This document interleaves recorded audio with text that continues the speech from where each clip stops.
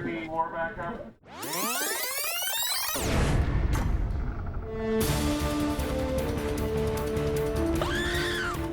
Good one.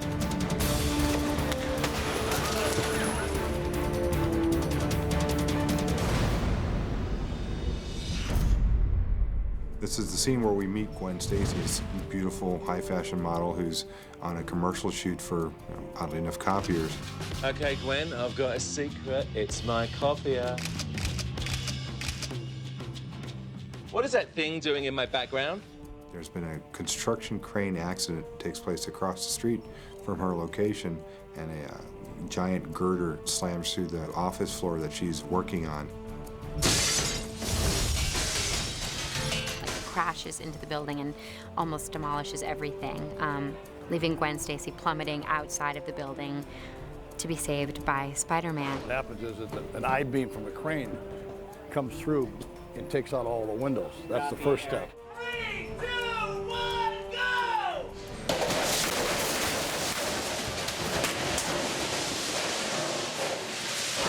3, 2, 1, go!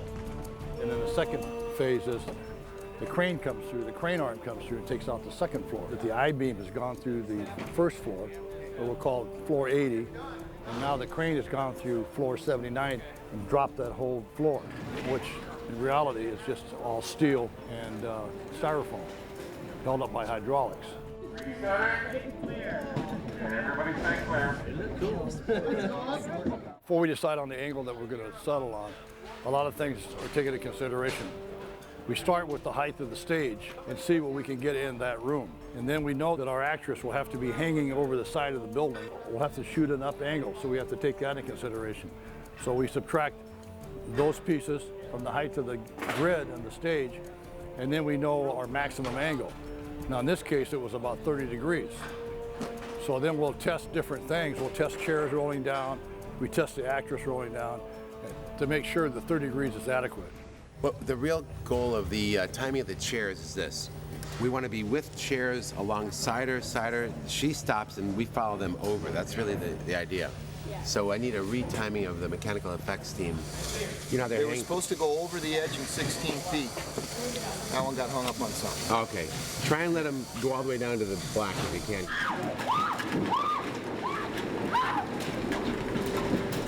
For that sequence, I think the most important person was John Fraser. John really designed this giant hydraulic floor that gave way. What we're going to do right now is we'll just go inside and I'll show you what we call hydraulic hell. What we refer to this as is a gimbal. And a gimbal is anything that can rock and roll like this on different axes. What we have to do is we have to control that, and then we're able to set the floor at different angles depending on what they want the actress to do. We have to drop that floor in a second and a half. That means that all the hydraulic fluid that are in these big rams up here has to leave in a hurry. Ready, and action!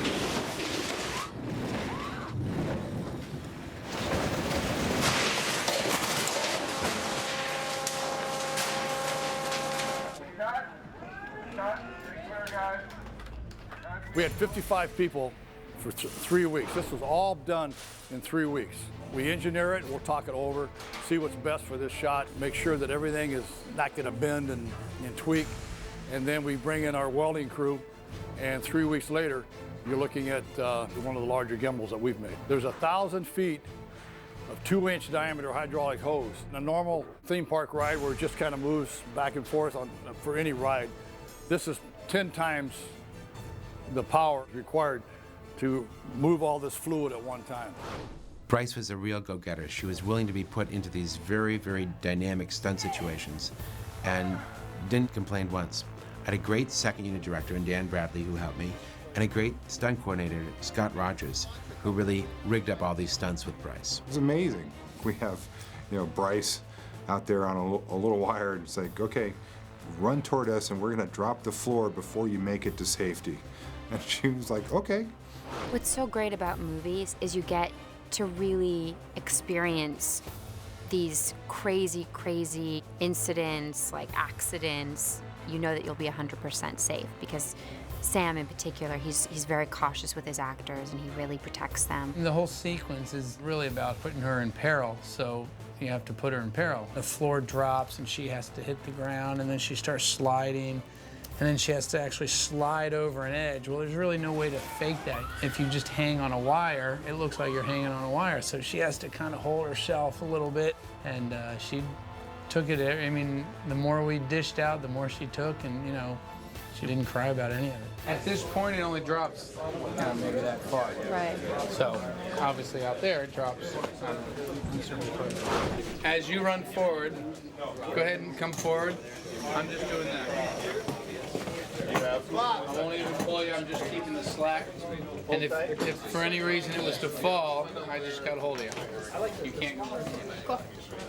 The best part for me was when they like pulled away the floor and I was running and there's an expression on my face where I'm just kind of like, huh, because the floor just totally came out from under me. Bryce is just a total gamer. She just whatever you wanted her to do, hang from a building, slide down a tilted floor, whatever. She was just spectacular. She's a great trooper. I try to do as many things as possible because it's really fun. She did a really great job, and anytime that the actors can do that for us, it just makes the scene a lot better because it doesn't tie the director down to shooting over their back. You know, we're looking right at Bryce going down that floor, and it's really dramatic, great shot. She just did a great job. We did a shot on 2 with Spider-Man swinging in with Aunt May. Well, on this one, we were doing basically the same thing with Gwen Stacy. This is round 2, we got to do it bigger, and Sam wanted to do it a lot higher. And so I came to Bryce, I said, hey, how high are you willing to hang up in the air? We can swing you from as high as you're willing to go. I think we swung her from 50 or 60 feet up, you know, and she didn't complain. She, in fact, you know, at the end, she, you know, really enjoyed it, and, you know, it was quite a rush. I mean, like that feeling, that rush of adrenaline, like you really cannot get unless you're doing some kind of extreme sport. I mean, it's incredible. With a gag like this, we'd love to do all that in New York City live, but that's not going to happen. We're not going to take any buildings down. So what we do is we go to New York City and we get all the extras on the streets, and then we drop stuff from about 50 feet.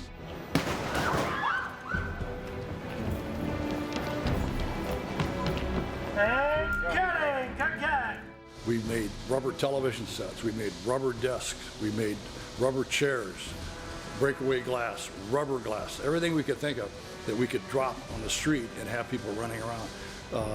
Taxi cabs flipping over and that sort of thing.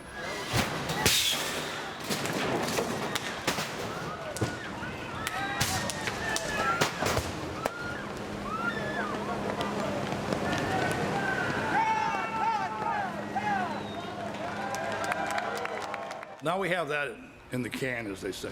Now we're going to duplicate it once again. What happens is that on a scene like that, they'll put everything together. They'll put our stuff together that's from the stage. They'll take the New York stuff, and they go, is there anything missing in between? And yeah, there's about 5 minutes of the scene missing.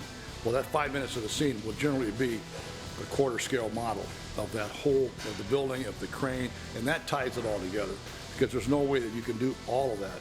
And so we bring in the modeling team.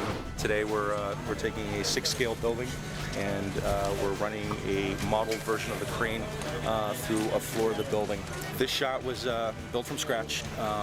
There was none of these components existed 4 weeks ago. The model was scaled to that plate that they actually shot in New York, so when they take these 2 buildings they can composite them and line them up. But for this shot today, it's there's two cameras that we're concentrating on. One is one high camera looking down on the building, and the other one is chasing the crane into the building. We speed the film up to slow down the screen time. Slowing down the screen time gives the illusion of larger components. Being that the model is scaled smaller in reality, gravity and various other elements in our environment react the same. They don't care about scale. For instance, debris or dust. If it's large and it's far away, you expect it to move a lot slower. This is one of the reasons why we speed the film up, so when you see it on screen, everything looks like it's slower, heavier, more mass to it.